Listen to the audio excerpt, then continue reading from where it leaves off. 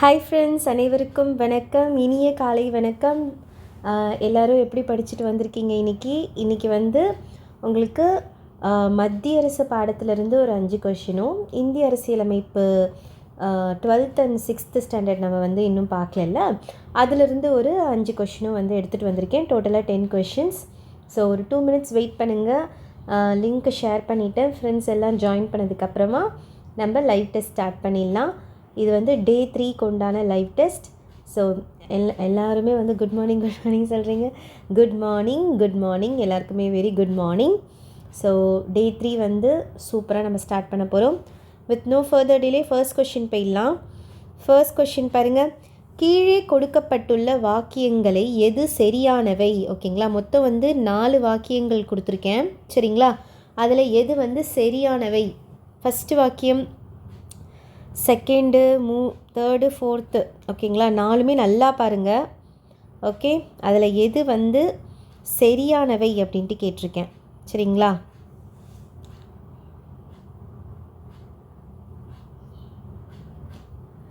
So the answer is option A. ஓகேங்களா, 1, 2 தான் சரி. ஓகேங்களா, 1967 திராவிட முன்னேற்றக் கழகம் ஆட்சிக்கு வந்தது. CN அண்ணாதுரை முதல்வராக பதவியேற்றார். இந்த ஸ்டேட்மெண்ட் கரெக்டு.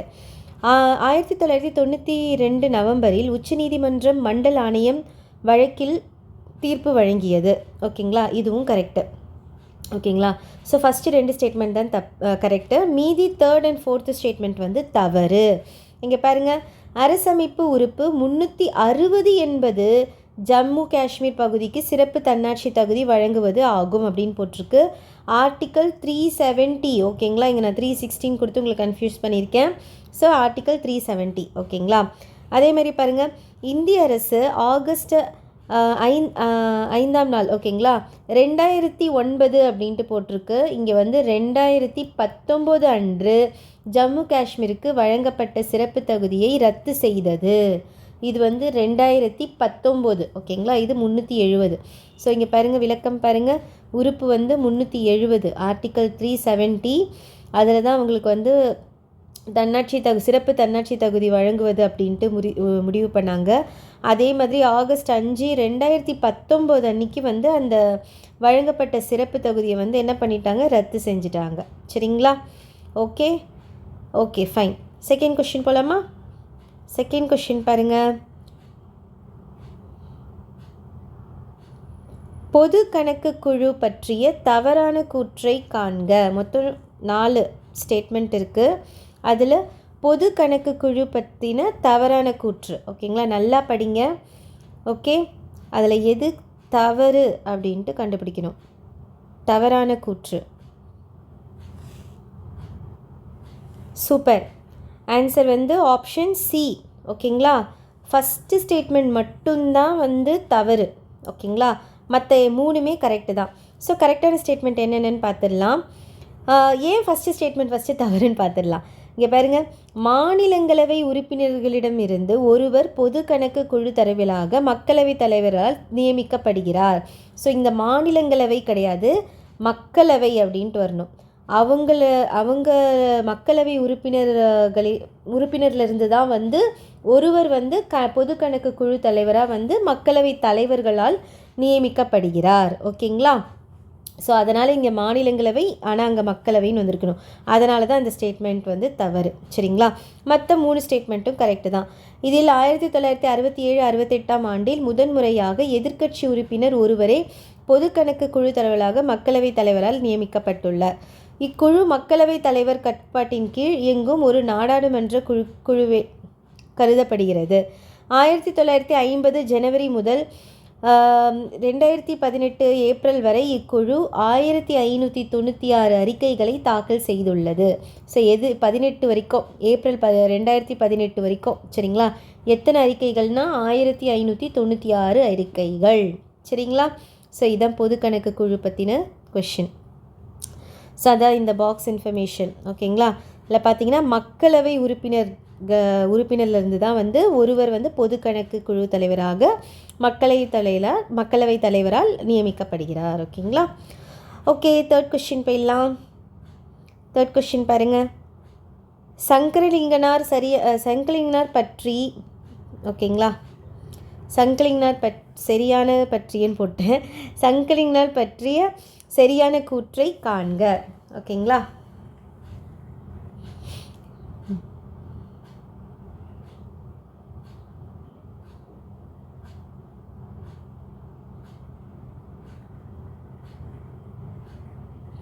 ஸோ மொத்தம் 4 ஸ்டேட்மெண்ட் கொடுத்துருக்கேன். நல்லா படிங்க. 4 ஸ்டேட்மெண்ட்டும் நல்லா படிங்க. அதில் எது எந்த ஸ்டேட்மெண்ட் கரெக்ட் ஸ்டேட்மெண்ட். ஓகேங்களா.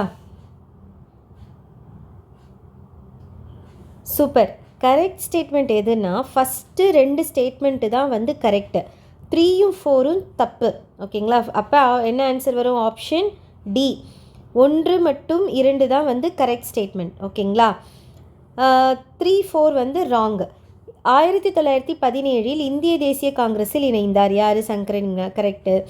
1956 மദ്രാஸ் மாநிலத்தை தமிழ்நாடு என பெயர் மாற்றம் செய்ய வேண்டும் என கோரி உண்ணாவிரதம் தொடங்கினார். அதுவுமே கரெக்டு. அதே 1956 அக்டோபர் 23 அன்று உண்ணாவிரத போராட்டத்தின் 76வது நாள் சங்கரலிங்கனார் உயிர் நீத்தார். ஸோ அப்போ 23 இல்லை 13. ஓகேங்களா. தேதி தப்பாக கொடுத்துருக்கேன் நான், 13. ஓகேங்களா. அதே மாதிரி மദ്രാஸ் மாநில பெயர் மாற்ற சட்டம் எப்போ பெயர் மாற்றம் செய்யப்பட்டது அப்படின்னா ஜனவரி 14. ஓகேங்களா. நான் 24ன்னு கொடுத்துருக்கேன். ஜனவரி 14, 1969 தமிழ்நாடு என பெயர் மாற்றம் செய்யப்பட்டது. ஓகேங்களா. ஸோ ஃபஸ்ட்டு 2 ஸ்டேட்மெண்ட் தான் கரெக்டு, 3, 4 ராங்கு. ஏன் ராங்குன்னு இந்த விளக்கம் இங்கே இருக்குது. சரிங்களா, புரியுதுங்களா? ஓகே. நெக்ஸ்ட் 4th கொஷின் போயிடலாம். 4th கொஷின் பாருங்கள். தமிழ்நாடு மாநில சட்டமன்றம் பற்றிய தவறான கூற்று. ஸோ இதில் 4 ஆப்ஷன் கொடுத்துருக்கேன், ABCDன்ட்டு 4 ஆப்ஷன் கொடுத்துருக்கேன். அதில் எந்த ஸ்டேட்மெண்ட் தவறு அப்படின்ட்டு கண்டுபிடிக்கணும். சரிங்களா.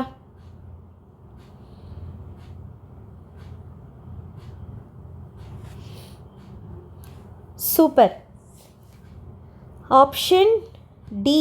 ஓகேங்களா. 4வது ஸ்டேட்மெண்ட் மட்டும்தான் தவறு. ஓகே. மற்ற 3 ஸ்டேட்மெண்ட்டும் தமிழ்நாடு மாநில சட்டமன்றத்தோட 3 ஸ்டேட்மெண்ட்டும் கரெக்டு தான். தமிழ்நாடு மாநில சட்டமன்றம் 234 உறுப்பினர்களை கொண்டது. கரெக்டு. 189 உறுப்பினர்கள் பொது தொகுதியிலிருந்தும் 45 உறுப்பினர்கள் தனி தொகுதியிலிருந்தும் தேர்ந்தெடுக்கப்படுகின்றனர். கரெக்டு. சட்டமன்றத்தில் முதல் கூட்டத்தொடர் முதல் பொது தேர்தலை தொடர்ந்து எப்போ தொடங்குச்சு அப்படின்னா 3/5/1952 ஃபஸ்ட்டு முதல் கூட்டத்தொடர் நடந்துச்சு.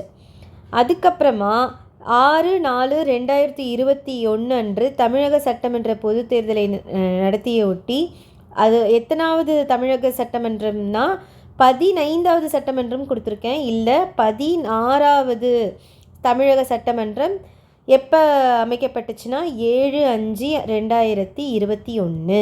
இது டேட்லாம் கரெக்டு. ஆனால் 16வது சட்டமன்றம் தமிழக சட்டமன்றம். சரிங்களா. ஸோ அதுதான் இது இங்கே கொடுத்துருப்பாங்க பாருங்கள். பொது தேர்தலையொட்டி 16வது தமிழக சட்டமன்றம் அன்று அமைக்கப்பட்டது. சரிங்களா. ஸோ அதனால் ஆப்ஷன் டி இந்த ஸ்டேட்மெண்ட் மட்டும்தான் தவறு. புரியுதுங்களா? ஓகே. 5th கொஷின் போயிடலாம். ஓகே. இதான் 5th கொஷின். நல்லா பாருங்கள். கீழே கொடுக்கப்பட்டுள்ள வாக்கியங்களில் எது சரியானவை அப்படின்னு கேட்டிருக்கேன். மொத்தம் 4 இன்ஃபர்மேஷன் கொடுத்துருக்கேன். அதில் எது சரி?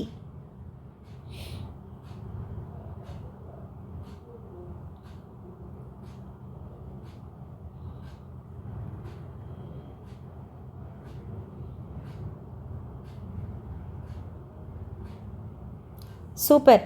அனைத்தும் சரி, எல்லா ஸ்டேட்மெண்ட்டுமே கரெக்டு தான். ஓகேங்களா. அரசியலமைப்பு சட்ட வரைவு குழுவில் doctor BR Ambedkar, N Gopalaswami, KM Munshi, Syed Muhammad Saadulla, M Madhavarao, TT Krishnamachari, Alladi Krishnaswami ஆகிய சட்ட வல்லுநர்கள் இடம்பெற்றிருந்தனர். ஸோ இது கரெக்டு. ஓகேங்களா. நெக்ஸ்ட்டு, அக்குழுவின் தலைவரான டாக்டர் BR அம்பேத்கர் நமது அரசியல் சட்டத்தை உருவாக்கிய முதன்மை சிற்பியாக கருதப்படுகிறார். அவ்வளோதான், இதுவும் கரெக்டு. நமது அரசியல் சட்டம் உருவான போது ஸ்டார்டிங்கில் ஓகேங்களா உருவான போது எவ்வளோ உறுப்புகள்னால் 395 உறுப்புகள், 22 பகுதிகள் மற்றும் 8 அட்டவணைகள் இருந்தன. தற்போது 25 பகுதிகள் மற்றும் 12 அட்டவணைகள் இடம்பெற்றுள்ளன. அதே மாதிரி இந்திய அரசியலமைப்பு சட்டம் எத்தனை முறை திருத்தப்பட்டிருக்குன்னா 105 முறை. எந்த தேதி வரைக்கும்னா 21 வருஷம், அதாவது 2021 வருஷம் கணக்குப்படி 105 முறை திருத்தப்பட்டிருக்கு. இப்போ இன்றைக்கி டேட் வரைக்கும் பார்த்திங்கன்னா 106 முறை. சரிங்களா, அவ்வளோதான்.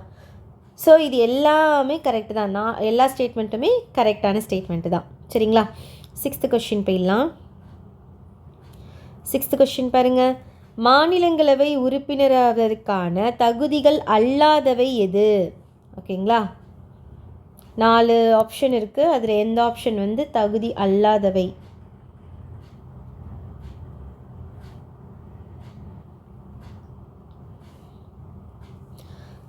Super.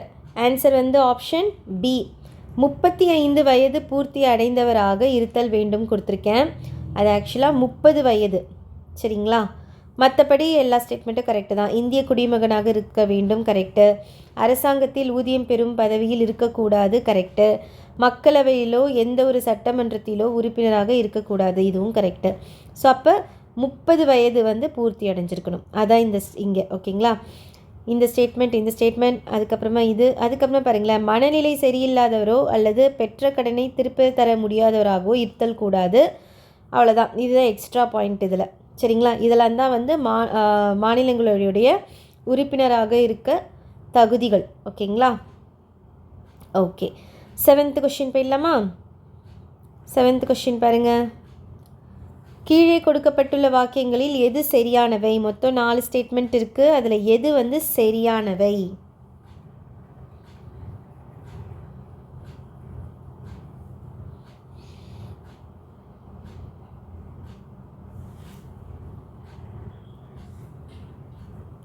So the answer is option C.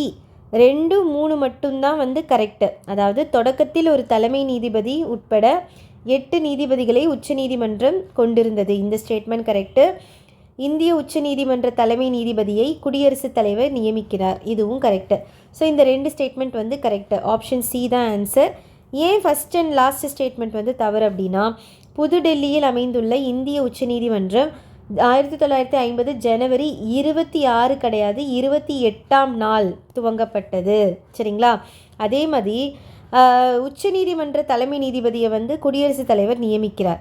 ஆனால் மற்ற நீதிபதிகளை தலைமை நீதிபதி நியமிக்கிறாருன்னு கொடுத்துருக்கேன். இல்லை, தலைமை நீதிபதி என்ன பண்ணுவார் அப்படின்னா ஒரு பரிந்துரை பண்ணி குடியரசுத் தலைவர் தான் நியமனம் பண்ணுவார். யார்? மற்ற நீதிபதிகளையும். அதான் இங்கே கொடுத்துருப்பாங்க. இங்கே பாருங்கள், இந்திய உச்ச நீதிமன்ற தலைமை நீதிபதியை குடியரசுத் தலைவர் நியமிக்கிறார். மற்ற நீதிபதிகளை தலைமை நீதிபதியை தலைவராக கொண்ட மூத்த நீதிபதிகள் குழுவின் பெயரில் ஆலோசனை பெயரில் குடியரசுத் தலைவர் நியமிக்கிறார். ஓகேங்களா, ஸோ தலைமை நீதிபதியே மற்ற நீதிபதிகளை நியமிக்கலை. ஓகேங்களா, ஒரு மூத்த நீதிபதிகள்லாம் சேர்ந்து ஒரு குழு இருக்கும். அவங்களுடைய ஆலோசனைப்படி தான் யார் நியமிக்கிறாங்க? குடியரசுத் தலைவர் தான் நியமிக்கிறாங்க. அதனால் 4th ஸ்டேட்மெண்ட்டும் தப்பு, 1st ஸ்டேட்மெண்ட்டும் தப்பு. 2nd and 3rd தான் கரெக்டு. ஓகேங்களா, 8th கொஷின் போயிடலாம். சபாநாயகர் பற்றிய தவறான கூற்றை காண்க. மொத்தம் 4 ஆப்ஷன் கொடுத்துருக்கேன். இந்த 4 ஆப்ஷனில் எந்த ஸ்டேட்மெண்ட் தவறு?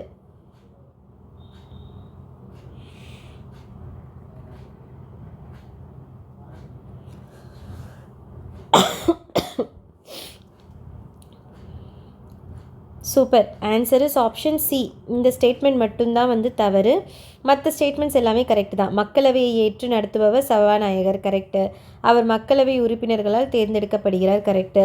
அவர் ஒரு மசோதாவை நிதி மசோதாவா அல்லது சாதாரண மசோதாவா என தீர்மானிக்கும் அதிகாரம் பெற்றுள்ளார், கரெக்டு. ஏன் 3rd ஆப்ஷன் ராங்னா, சபாநாயகர் பதவி காலியாக இருக்கும் போதும் அல்லது வருகை புரியாத போதும் உச்ச நீதிமன்றத்தின் தலைமை நீதிபதி மக்களவைக்கு தலைமை வகுப்பார் அப்படின்ட்டு போட்டிருக்கேன். அங்கே உச்ச நீதிமன்ற தலைமை நீதிபதி கிடையாது.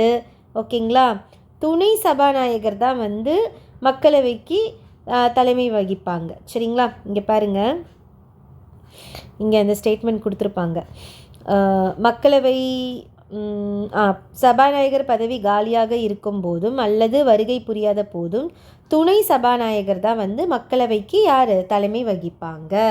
புரியுதுங்களா? ஸோ அதனால் அந்த ஆப்ஷன் சி அந்த ஸ்டேட்மெண்ட் வந்து தவறு. ஓகேங்களா? ஓகே, 9th கொஷின் போயிடலாம். 9th கொஷின் பாருங்கள், 4 ஸ்டேட்மெண்ட் அகைன் கொடுத்துருக்கேன். துணை குடியரசுத் தலைவரின் செயல்பாடுகள் பற்றி சரியான கூற்றை காண்க.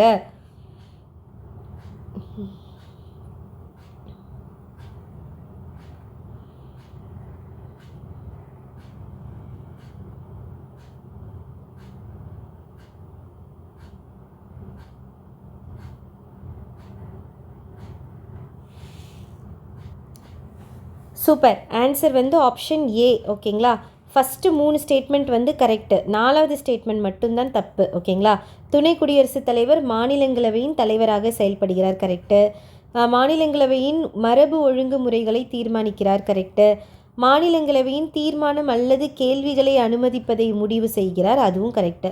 4th ஸ்டேட்மெண்ட் பாருங்கள், மிகப்பெரிய பிரச்சனையின் போது அவையின் நடவடிக்கைகளை அவர் ஒத்திவைக்கவும் அல்லது முடிவு கொண்டு வர குடியரசுத் தலைவரிடம் ஆலோசனை செய்கிறாருன்னு கொடுத்துருக்கேன். அது தவறு. ஓகேங்களா? அது அந்த முடிவு இந்த மாதிரி பெரிய பிரச்சனை வரும்போது அவரே வந்து என்ன பண்ணுவாருன்னா முடிவு எடுத்துருவார். சரிங்களா? அவர் போய் குடியரசுத் தலைவர்கிட்டலாம் வந்து ஆலோசனைலாம் கேட்க மாட்டார். சரிங்களா? ஸோ அதான் இங்கே மிகப்பெரிய பிரச்சனையின் போது அவையின் நடவடிக்கைகளை அவர் ஒத்திவைக்கவும் அல்லது முடிவு கொண்டு வரவும் செய்கிறார். அவரே தான் அந்த இதுவை பண்ணுறாரு. அவர் போய் குடியரசுத் தலைவர்கிட்ட கேட்க மாட்டார். சரிங்களா? ஸோ இது வந்து துணை குடியரசுத் தலைவனுடைய செயல்பாடுகள். இன்னும் சில இருக்குது, அதையும் பார்த்துடலாம். இது 2 முடிஞ்சுதான். அதுக்கப்புறமா இது லாஸ்ட் ஒன் தான். குடியரசுத் தலைவர் உடல் நலக்குறைவால் தனது கடமைகளை ஆற்ற இயலாத போதும் அல்லது நாட்டில் இல்லாத போதும் துணை குடியரசுத் தலைவர் அதிகபட்சமாக 6 மாத காலத்திற்கு அவரின் பணிகளை கவனிப்பார். ஓகேங்களா? குடியரசுத் தலைவர் இல்லாத போது 6 மாதம் காலத்துக்கு வந்து துணை குடியரசுத் தலைவர் வந்து அவரோட பணிகளை வந்து பார்ப்பாங்க. சரிங்களா? ஸோ இதோட வந்து இன்னொரு கொஷின் இருக்கா? Okay, 10th question, final question பாருங்கள். கீழே கொடுக்கப்பட்டுள்ள வாக்கியங்களில் எது தவறானவை? மொத்தம் 4 ஆப்ஷன் கொடுத்துருக்கேன், 4 ஸ்டேட்மெண்ட்டு. அதில் எந்த ஸ்டேட்மெண்ட் வந்து தவறு?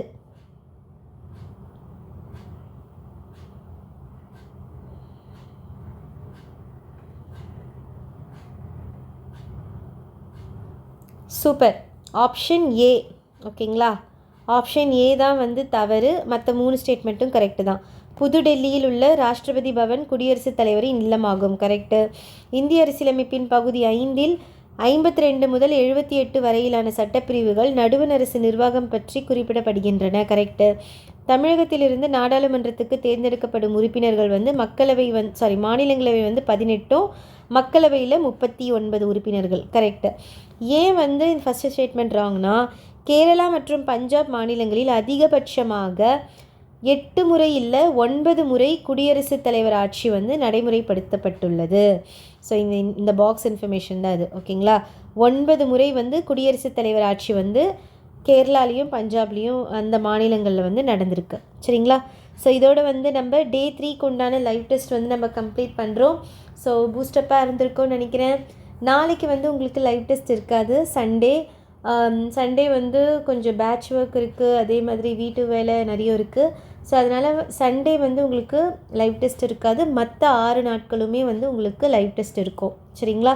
ஸோ இதோட மண்டே மார்னிங் வந்து உங்களை நான் சந்திக்கிறேன். Okay, so happy weekend. ஓகேங்களா? நல்லா ஜாலியாக படிங்க. ஓகே, தேங்க்யூ, பாய்.